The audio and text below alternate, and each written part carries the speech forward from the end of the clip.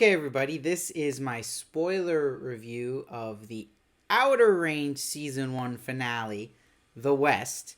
Now, before I even get into Episode 8, the finale, just wanted to give a shout out to Episode 7. I absolutely love Josh Brolin's performance in the scene where Billy has a gun to his head. Just wanted to point that out. That was one of the best acting scenes I've seen in a show in a long time, so props to Josh Brolin. He really is getting just to show off his acting chops in this show, which is great. So, having that out of the way, now with Episode 8, the finale, The West. This finale, it almost feels like a prologue to another show, right? Where you see now this show started where the whole family's together, the Abbotts, and now this whole finale is really getting it to the point where it implodes the whole family, and that Cecilia and Royal lose everyone in the family, and that by the end of it, you know, he's talking about wanting the family back, not wanting Grace, right? So that's what the mission of this finale is, to get to that point. Now, did a lot of it work for me? Not really. Did some of it work for me? Sure. So let's kind of break that down scene by scene. So it's interesting, you know, Sheriff Joy, who's had a lot of screen time in the season, really kind of gets put to the side for the finale. She's the one who sees the bison.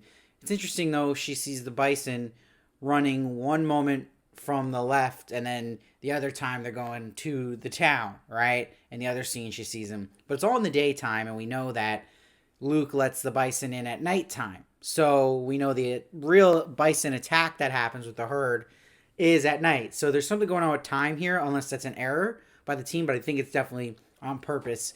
And when we're seeing the actual bison from Sheriff Joy's perspective and just how it's going through time, so that maybe that was the next day, or something's just jumping around when these bison were in the mainland. And if there's a different timeline, we're seeing, who really knows with a show like this, but that's kind of something interesting. And you see with the costume department, they're going for those big black hole earrings for Sheriff Joy as she's learning more and more about this world that she's about to jump into with this black hole. I like the narration they used with Royal in this episode when he's saying God is everything, everything good, but everything bad. It makes sense for Royal's character to say that, in particular because he shot his own father, and also now it makes sense because he just saw his own son Perry jump in the hole. So this sets him off to go after Autumn in this episode. I like this tense scene when he goes to her motel room looking for her. And there was some really good cinematography in this episode. Probably the best cinematography in the season, where the cinematography was very shoddy in the beginning of the season. Like, really not great. And this was really, really good. And I like they use a split diopter shot here with Autumn when she's in the motel room with a gun, because it's a fake out, making you think that Royal's in the door through that shot, but it was a different room. So that was really well done. And on the other side of things with Rhett, this is where the episode worked and it didn't work for me, because I like that they moved it along with him making the choice to leave his family and go with Maria.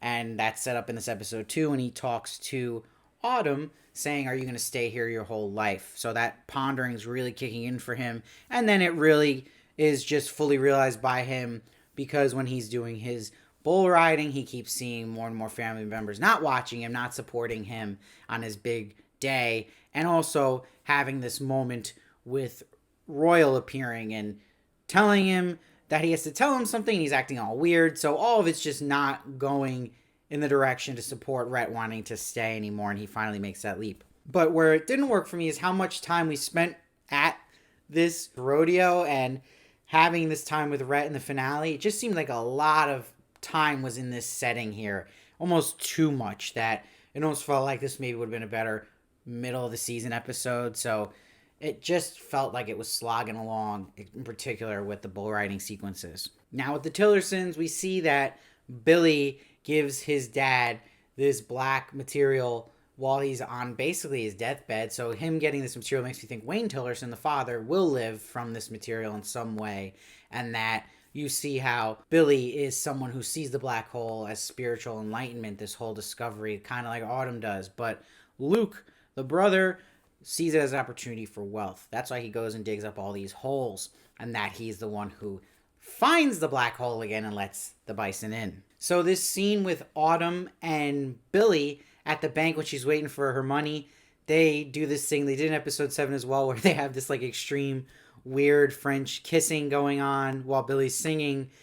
I do think, though, and especially even in this scene, the show tries a little too hard to be that Twin Peaks type of weird, where I don't know if it's actually landing or working. I think it kind of just feels a little try hard, but that's just me. But here's a fun fact. If you close your eyes when Imogen Poots speaks, who plays Autumn, she sounds just like Carrie Coon. I bet you could not tell the difference. Another weird moment that felt just off too in this episode was when Royal tells Rhett before his race that he might not see him again, which I liked, right? And that he informs him that something he needs to check out at the ranch, meaning the black hole, but doesn't actually say the black hole.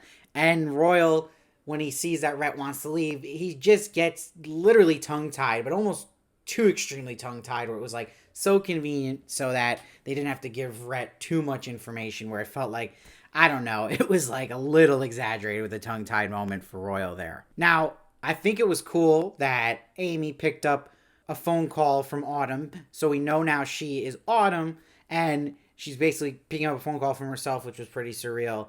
But it's strange when she gets up, just leaving the bleachers at the race, because there's no reason for her to do that. So I'm wondering, that was made so she could run into Rebecca. Her mom was been missing, but I still am trying to figure out, why did she just leave her mom there at that moment? Like, what the hell? But I do think that a lot of Amy's psychology towards her father, Royal, we see as Autumn now, in her resentment towards Royal, just adding to that is him never telling her what happened to Perry here, clearly. So when the action really starts in this finale is when Autumn and Royal have their version of a Western standoff that turns into a car chase shootout with Billy as well. And I like that Royal shoots Billy through the throat. That made complete sense because, of course, that's Billy's pride and joy with his singing. Another moment of the cinematography I liked in this episode was when Royal and Autumn notice the bison herd coming. That nice dolly zoom they snuck in, so really impressive camera work throughout. Now, I want the theories again about this bison, because Royal sees it right here. This one bison that has the arrow in it. There's only one this time. He takes it out. What is going on there with the bison? I'd love to see if anyone's got any ideas about the symbolism there, or what else it could mean just with the time traveling and Royal. And also, what happened to the guy who was the land surveyor who loved his Fritos, right? What happened to that dude? He got hit into the bison. We never got back to that. I just remembered that. That was weird. So we get this big reveal, right? That Autumn is Amy through the bump on her head. Now, what's more interesting about it is that Royal finds this out. So that I didn't think they would do. That's a big piece for season 2 if it happens. Royal now knowing that Autumn is Amy. That changes everything between their rivalry right now.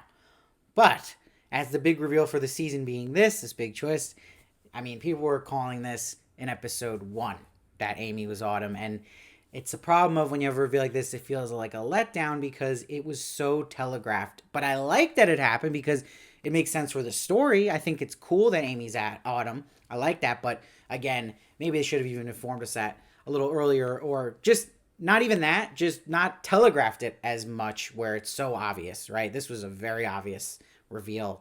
I don't know who was shocked by this.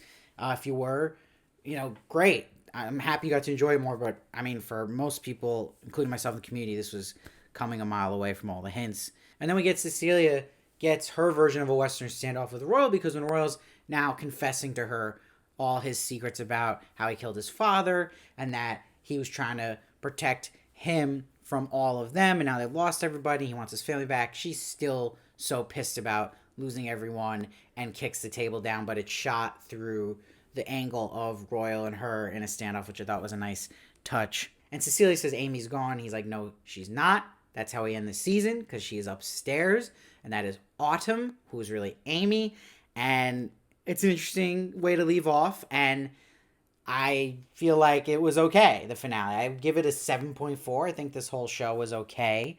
I think that it is a real case. I don't remember a show this much of a case that's really on the bubble for if it's going to get a season 2 or not. I could totally see it getting canceled. I don't want it to. I want it to come back because I think it has so much potential. I love the cast in this show, number one.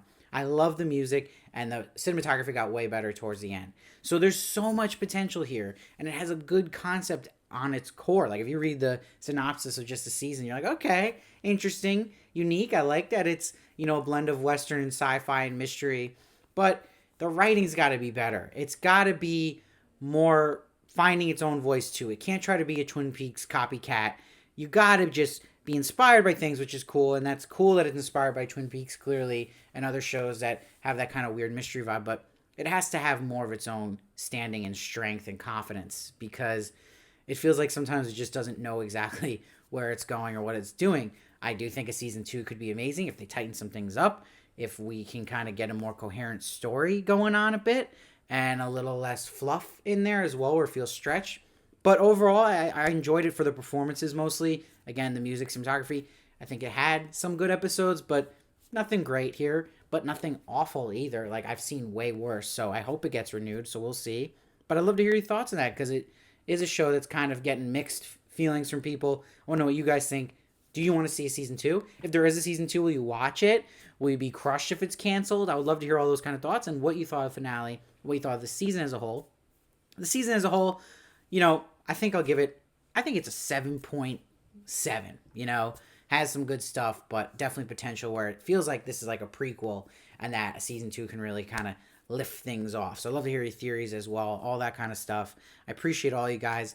If you can subscribe, that'd be great. It means so much to me. And if you want to be a member to it, it'd be even awesome, because my dream is to do this full time one day, and it'll help me do more videos for you guys. So I really appreciate any support you can give me. And please follow me at Steve Varley Show on Twitter, Instagram, and TikTok for more of me. And I'll see you next time.